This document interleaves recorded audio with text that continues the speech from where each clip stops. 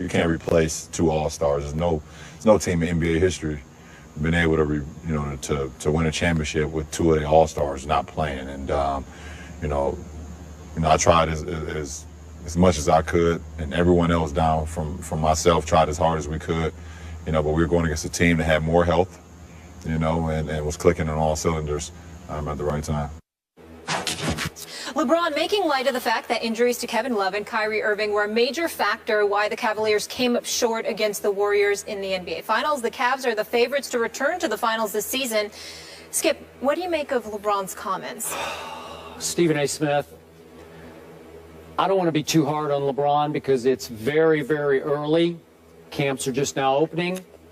And LeBron and his team are going to be very, very good again this year, quite obviously. But given all that, given how high I set my bar for the great LeBron James, even this early, I did not want to hear him look back at last year's finals and make excuses for what happened. I did not want to hear the great LeBron James deflect any blame onto the injuries to two all-star teammates for what happened in the NBA Finals last year. Because, Stephen A. Smith, I know they all tried hard. They were a little overmatched. Didn't have the depth that they needed to hang in, sustain. But I'm going to remind everybody that the Cleveland Cavaliers were up 2-1 with Game 4 in LeBron's house in Cleveland, Ohio. We were there that night for that game. You want to talk about closing the deal there? If you go up 3-1, I think they're going to close that deal. I thought that was a great opportunity for the great LeBron James to validate his greatness in his all-time greatest case against Michael Jordan. If you could carry that band of misfits to a title, even though Tristan Thompson had emerged as a flat-out force in the finals, underrated force, I thought, with Mozgov. If you could carry that team without Kyrie, without Kevin Love to a title, wow, the world would have said, that's it, LeBron, you did it. That's your greatest achievement. And what happened that night? 103 to 82 happened. Golden State, rout in LeBron's house. As LeBron went 7 for 22, only 5 of 10 from the free throw line, 1 of 4 from 3. His teammates gave him little to no help. We know what they all did. J.R. Smith was 0 for 8 from 3, and Dellavedova was 2 for 9. But even for the whole playoff run, for one playoff run, LeBron James, for any player who's ever taken more than 100 threes in a playoff run, shot 22.7%. That's for the last year's playoffs. That's the worst in playoff history, 22.7%. So you got to take a little bit of blame for that, Stephen A. You got to take a little bit of blame for Game 4. And I know you told me the next day he just ran out of gas. And I've been thinking about that. Even last night I thought about it. This is the greatest conditioned athlete in the NBA. I give you that. I believe that. Nobody takes better care of himself than LeBron. So he runs out of gas in Game 4 of the finals? Is that why we're going to have more time off between finals games this year, so LeBron has a little better chance to refill his tank for the next game? I don't know, but I expected more from King James that night, and we didn't get it. And that was basically the end of last year's finals. The season hasn't even started yet. It's the first day of media day. And already, I believe that you're being completely unfair to this man. Now, we work every day here on First Take. And we're going to give it to you straight. We're going to tell you what we believe. We ain't going to sugarcoat it. Try to be respectful. But at the same time, we're just going to be real because we got an audience that's watching. And that's what they expect from us, and they should. But in the interest of fairness, we also have to be completely honest. We can't just tell the stories that we want to tell. We got to sit there and tell the whole story. LeBron James was absolutely positively dominant over the first 3 games. Even the first game, that they lost. He had 44, 8, and 6. And then he went on from there with triple-doubles all over the place. Yes, he had a bad game in Game 4. Yeah, it looked like he ran out of gas. Because Kyrie Irving went down in Game 1. he had to carry the load in game 2 and 3, all right? And he seemed flat out positively exhausted. You were there in Cleveland. You saw how rabid those folks were. You know that LeBron James didn't have the luxury of just playing a basketball game, the interviews and everything else, just the whole atmosphere, the adrenaline rush. It conceivably got the best of him. So what does he do? After that bad game where he sat up there and didn't play well and looked completely fatigued, where Matthew Dellavedova, who you were raving about, acting like this dude was Kyrie Irving, he ends up shooting 3 for 14 in that game. And then J.R. Smith also shot 2 of 12 in that same game. The very next game, which was game 5, LeBron had 40, 14, and 11. They still lost that game. And then the closeout, because he got no help, and then the closeout game 6, he had 32, 18, and 9. What I'm saying to you is that when you look at the Golden State Warriors, they're either great or they're not. This wasn't about Steph Curry. This was also about Andre Iguodala. This was about Steve Kerr making that adjustment, inserting Andre Iguodala into the starting lineup, seating Andrew Bogut. And then after that, running the ball up and down the floor. Remember, the first couple of games, Golden State was very methodical in trying to match the size of a Tristan Thompson with Mozgov in terms of putting in a big lineup of their own. So you played at a slower pace. LeBron was able to catch a breath.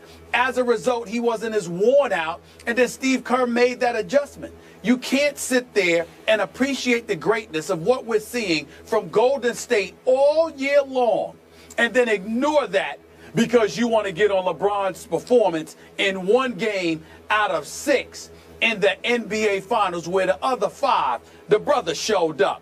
I would be the first to get on LeBron James. Hell, he still hasn't gotten over how I called him out when they played badly against Dallas when he was with Miami. But that is the only thing that I have to say about LeBron, which he openly later admitted that he could have played better in that NBA Finals, similar to James Harden being sensitive because of how he disappeared in the Finals against Miami, which is the only negative thing I've ever said about him, really.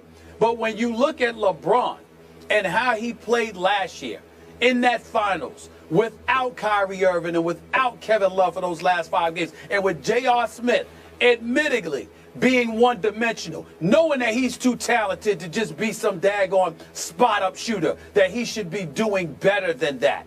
There is no question that this is one legitimate time, actually the second time, because the first time he lost to the San Antonio Spurs in 2007, we all knew that their championship was getting to the finals. They had no shot against the Spurs. And last year, after Love and Kyrie went down, come on now, the only hope they had was for LeBron to be LeBron and to get a speck of help. And he got no help offensively those last 3 games. You got to be fair enough to say that, Skip. You can't ask that man to do but so much. That's not right. Can. That's just How many times last year did I agree with you, LeBron James is the best player on the planet? Did I not always say, you're right, he's the best player? Yeah. Okay, so if the best player gets it to 2-1 Cleveland with another game in Cleveland, man, I'm going to expect him to be the best player on the planet that night, and he was not. I also would expect him yesterday to say, you know what, we were up 2-1, and I ran out of gas. If he'd said that yesterday, I'd say, I got it. I feel you, because it sure looked like you ran out of gas. Yes, you would have got on it for saying that. I would not. You would have got on it for saying that. You would have said he must have drank a couple of Sprites, or he must not have worked out, even though he's a workout dude. You would have said something if he had said, I just ran out of gas. Well, yes, you would have. And by the way, Skip, let's keep in mind, I would agree with you. If LeBron spent the rest of the series, had he ran out of gas so much that he had nothing left for games 4, 5, and 6. But the fact is, it was just one game. You know, it ain't about comparing him to Jordan or anybody else. It's about understanding that even though he's the best player in the world, Golden State was the best team in the world last year. They played better than everybody else, and they have more weapons, along with the reigning league MVP, who is the greatest shooter we have ever seen. They went small, and they were running up and down the court. They changed the pace. You also acknowledge that there were some issues with Black. and how he was learning the ropes in his first year as an NBA coach. You acknowledge that J.R. Smith has to do better and has to do more, because when he's not shooting well, he doesn't seem to do anything right, and now he has to graduate from that position. You acknowledge that Iman Shumpert can defend, but he is no shooter. All of a sudden, an epiphany hits you, and you recognized and remembered that Matthew Dellavedova is Matthew Dellavedova, a serviceable player who belongs in the NBA, but he's no starting point guard. Wait a second. This is what LeBron was dealing with. What happened in Game 2 and Game 3? The deli was open, was it not? Did he played well? Did he not make some clutch plays and clutch shots in both those games? LeBron got his help. He got his help, and they're up 2-1. Well, I'm raising my bar. That's why they were I up want the best 2 games player to on the 1. planet to play better than he played at home in Game 4. That's why they were up 2-1. Okay. Hold on. That's why they were up 2-1. Yeah. Because he got a contribution from somebody else. Even when he was doing it by himself, he still lost Game 1. And then when Matthew Dellavedova subbed admirably for Kyrie Irving in Games 2 and 3, they won those games. So he didn't have any help. That's my point. But even he didn't have any help you the last 3 admitted to me games. the next day, LeBron just came out flat. He just looked lifeless. He looked without energy. Really? This is a chance to just drop the hammer, and you come out flat. You come out drained. I don't get it. If you don't have it, Skip, you don't have it. Okay. What do you mean you don't get it? You see, that's where. Hold on, wait a minute. Forget all that. That's where you're disingenuous, because you've covered enough basketball to know that some days you don't have it. Now you can't not have it for a series. There's some games you better have it for. But if LeBron had played this, hold on. If LeBron had played this way in games 4, 5, and 6, you'd have a point. If there were a game 7, then you have a point.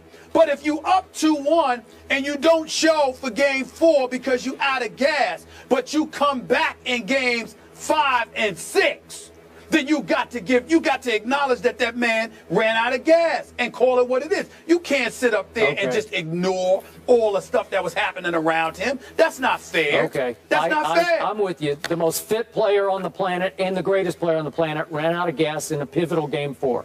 I'm with you. Oh, gentlemen. He had nobody. He had no help.